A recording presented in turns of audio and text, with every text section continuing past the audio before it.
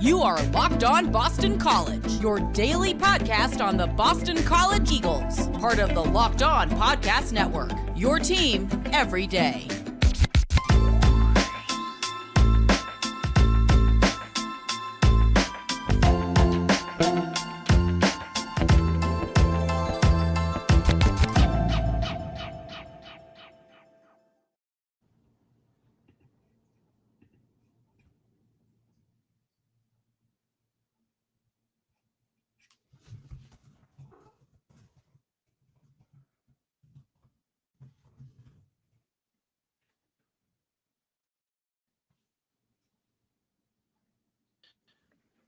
Oops.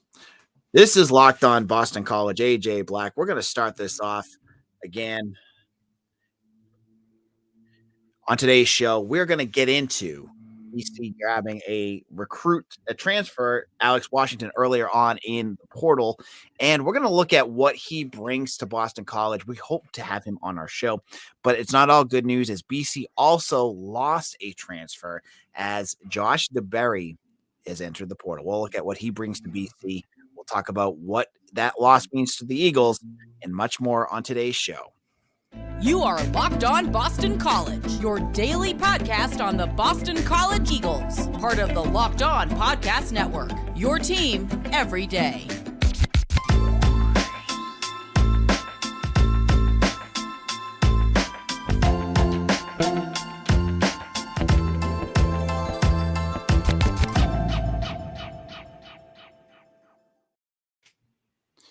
Hello and welcome. This is Locked On Boston College. I'm your host, AJ Black. This episode is brought to you by FanDuel Sportsbook, the official sportsbook of Locked On. Visit FanDuel.com/LockedOn today to get started.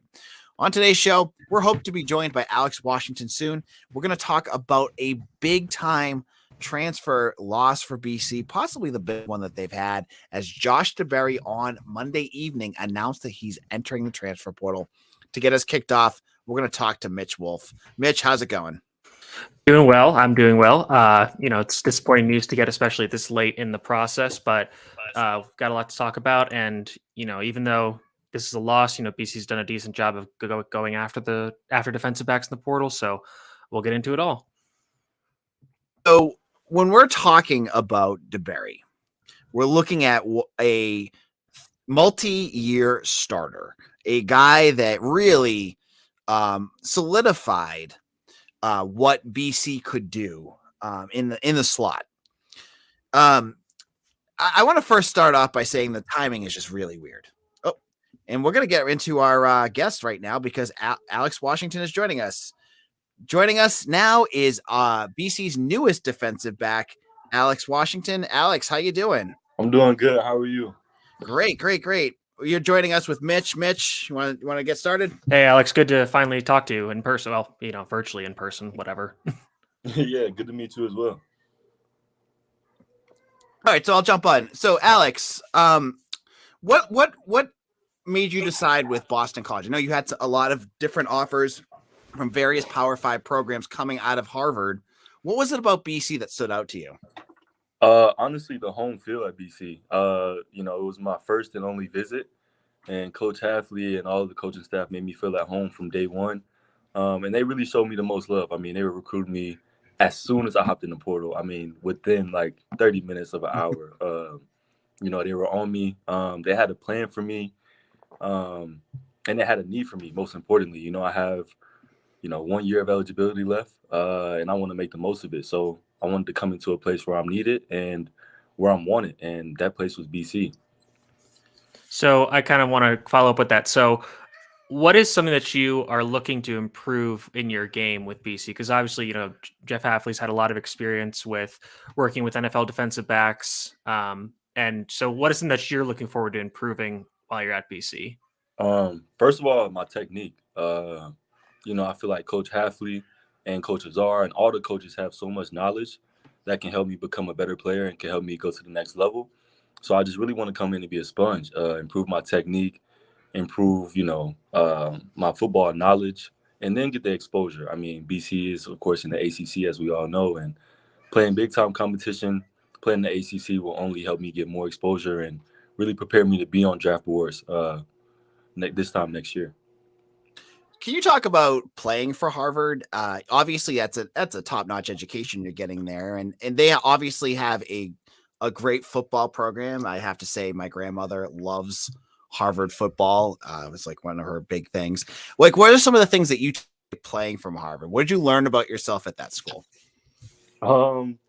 I learned how to, first of all, manage my time, and I learned how to multitask and really just learn how to become an adult. I mean, at Harvard, you kind of just thrown into the fire freshman year, with football, with school, and just managing everything, and especially where I'm from, Birmingham, Alabama. Birmingham, Alabama is far away. So, I'm away from my family, and it's just me up there. So I really learned how to, like, be on top of my stuff, be on top of everything I have to do. And that includes football and school and art and, everything else that comes with it.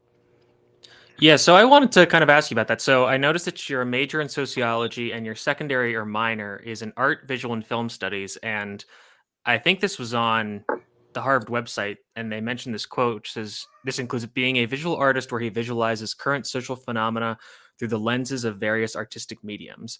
So I'm kind of, could you put that in layman's terms or explain that a little more? It's very interesting. Yeah.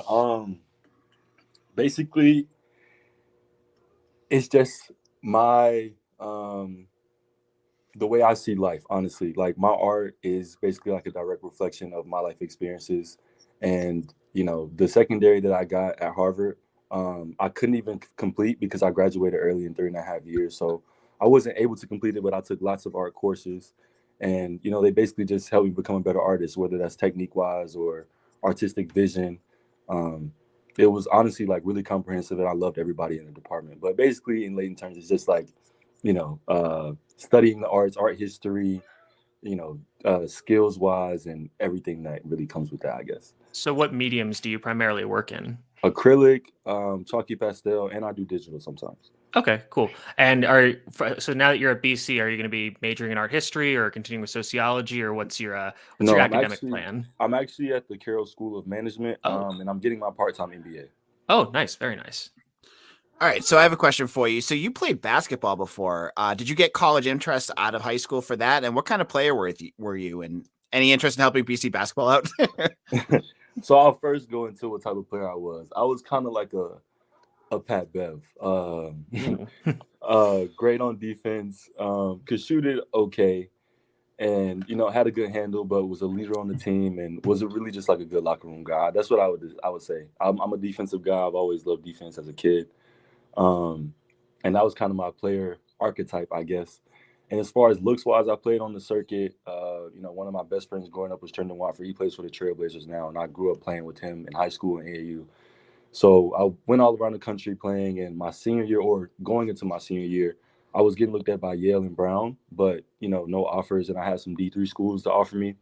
And then, of course, I started playing football my senior year, and I actually got offered by Harvard in basketball and football, but I decided not to play because football was my way better sport. So that's kind of the story of my recruitment. I still have hoop dreams. I still play intramurals and stuff like that, but I'm kind of washed up now.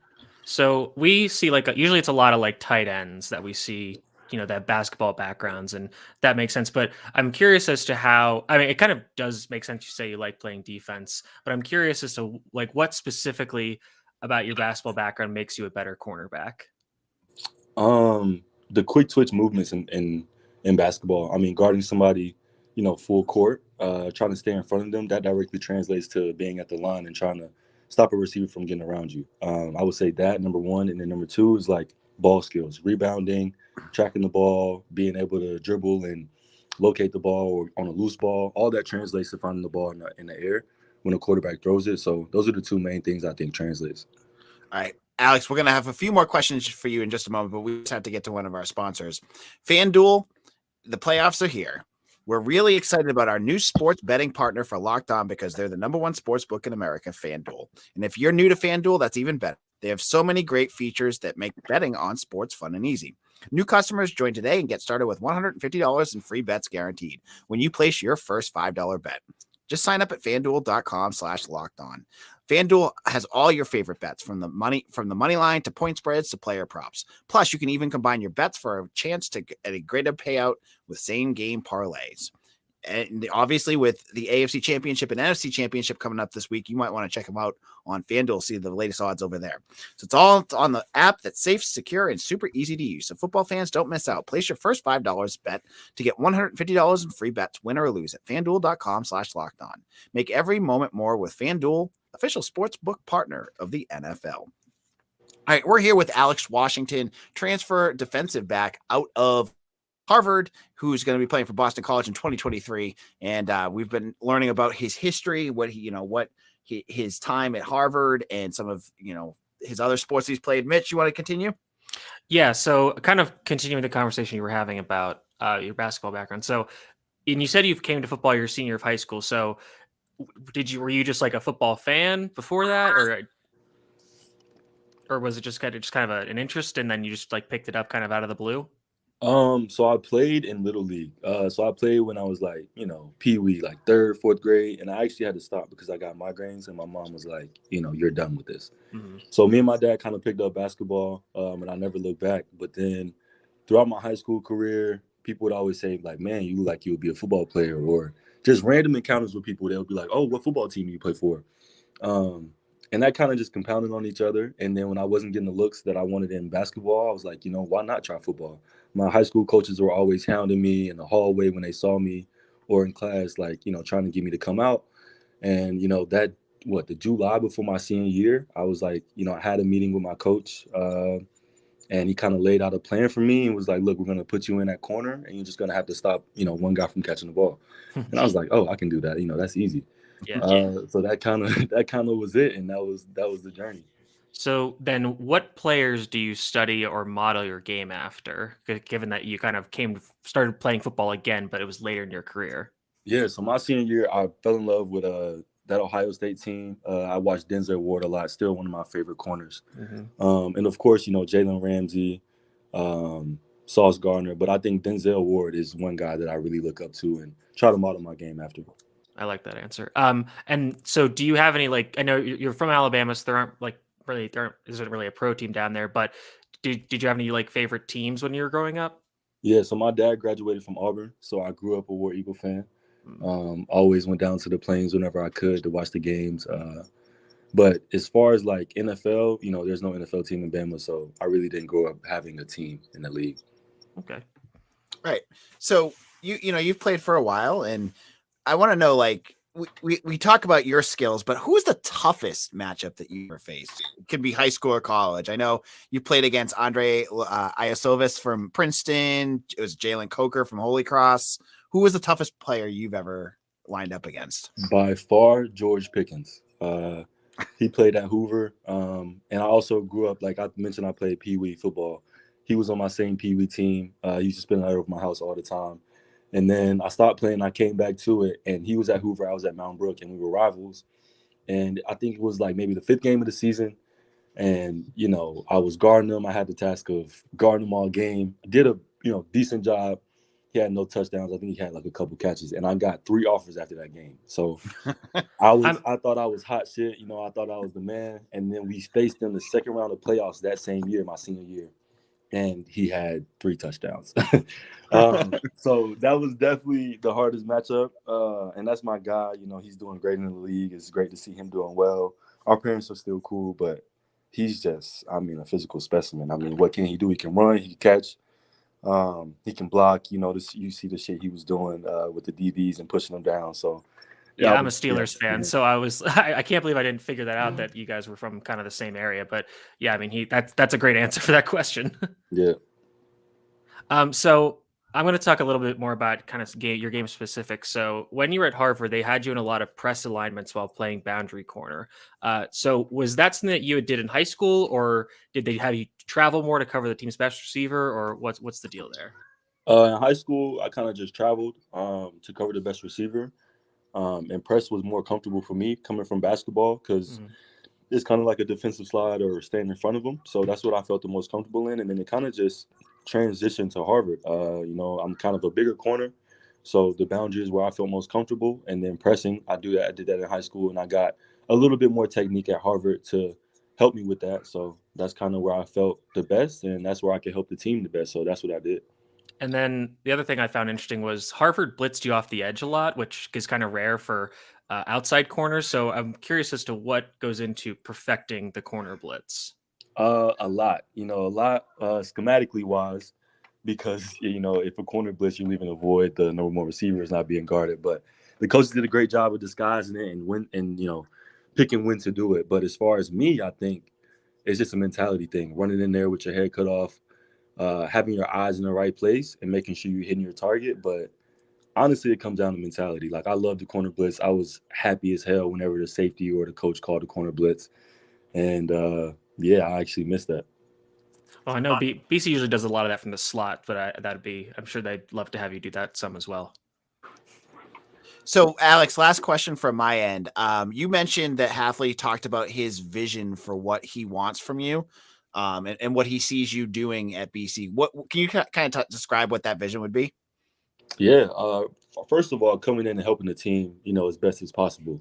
I know the recruiting process is a lot about the players, but then as soon as you get on campus, it's about the team. So, of course, he envisioned me being an all-ACC player and being able to go to the draft this time next year. But now that I'm on campus, it's all about helping the team. So if that's me playing, 100 snaps a game, that's cool. If it's me playing 50 snaps a game, that's cool. So, primarily we'll be playing in the boundary. We'll also have a chance to play in the nickel or the field. And really just be used as like a Swiss Army knife. Whatever the defense needs of me, I can provide. All right, Mitch, do you have any last questions? Yeah. So something I like to ask defensive backs is, because a lot of people don't know as much about defensive back play because it's not on the TV when you're watching it. So I'm curious if there's anything that you would want fans to know about defensive back play that the casual observer might not know. Oh, the casual observer would not know. I mean, people that really know football know that is, if not the hardest, if maybe the hardest position in football. And I guess I would just want the fans to know that, it comes with a lot of, I guess it comes with, it's a heavy price to pay because, if you do your job 100 times and then that 101st time you don't, then that's all the fans are going to remember. And that's all the media is going to remember. But you got to remember those 100 times before that, that you did your job and you were covering the receiver and, your eyes were in the right place, et cetera, et cetera. So I guess I would just have to say, like, the difficulty of the position. I don't know. Yeah. And even sometimes you can be in the perfect position and the quarterback just makes a perfect throw and the receiver makes an incredible catch. So there's kind of like, I did my job, but sometimes the other guy just did it a little better. That's all for me. All right. Well, Alex, thank you so much for joining us, and best of luck this spring, and good luck in your 2023 season with Boston College. All right. That was Alex Washington, and the newest Boston College defensive back. And we'll get in. We were talking about Josh DeBerry just a moment ago, and we'll get into him a little bit in just a moment. This is Locked On BC. AJ Black. That was a great interview, Mitch. I have to say that I loved getting to know a little bit more about Alex Washington. Yeah, that was really fun. Yeah, the George Pickens answer was the one that kind of floored me because I would have never. Yeah, I was like looking into like kind of where he was and where he was from and like trying to find guys around him. And I can't believe I couldn't find that one as a Steelers fan. But yeah, that was crazy. Yeah. All right. So let's go back to Josh DeBerry, which it's kind of ironic that Alex Washington got cut off. So I didn't have to have an awkward segue there. But we're talking about DeBerry. We're looking at what this means to BC. And I was saying right as Alex got on, the timing is weird because the transfer portal just closed 2 days ago, or the 18th, about 5 days ago. So he can't transfer this spring. Now he's in the portal. And I'm not even going to speculate on why. That's not fair to Josh. But now BC has a huge hole. And, earlier this offseason, when they landed Washington, when they landed Kari Johnson from Arkansas, I was like, oh, great. Now it's almost like a need. Yeah, for sure. I definitely agree that this is extremely weird timing. I'm not sure what really to make of that. And BC, like you said, has brought in some defensive back transfers, and they are bringing back a decent amount of guys who did play last year, like Elijah Jones, Mari Jackson, Jalen Cheek, and I was impressed with with Jalen Cheek played a little bit, and I did like what I saw, but it was very little. And then he got hurt. Mari Jackson, had some growing pains, but I like what I see. And Elijah Jones I would say he's reliable. I would say that. But I mean, even though this was a quote down year for Josh DeBerry, I would say like he's still, made a ton of plays. He had that big interception against Clemson. He's an absolute terror on the slot blitzes, and he's still pretty good against the run despite being a smaller guy. But I mean, this is going to be tough. Hopefully BC again doesn't have that rash of defensive back injuries, and they can survive with this. But I mean, it's no matter whenever you lose an all ACC player, it's going to hurt regardless. Yep. And Marty Party asked a question I want to answer because I this came up on the board too. Isn't it a little worrisome that the defensive back whisperer in Hafley is losing so many starters? So, all right, I get what Marty Party is bringing. CJ Burton earlier this offseason, and now Josh DeBerry. All right, so clearly transferred to Charlotte because of his connection with high school coach, which if you follow St. Francis Academy football, a lot of the guys that aren't elite guys, and he was elite for a while, but I think it's not kind of dropped away from that, are in love with Biff Poggi, I think his name. Yeah, something like that. So that I can't blame Hafley for that. That's like all these St. Francis kids love him. And so Jason Maitre too. That's the other one. Well, I don't know. I think part of the business of transfer portal. It doesn't seem like a mass exodus to me. I don't think this is like, crazy. And BC lost 3 guys and they brought in 3 guys. So it all kind of washes out, right? Yeah, I did forget about Maitre, honestly. But yeah, I mean, I don't think it's that concerning because again, like you lost 3, you've replaced. I think you're just going to see these numbers increase now because of how much easier it is to portal in and out.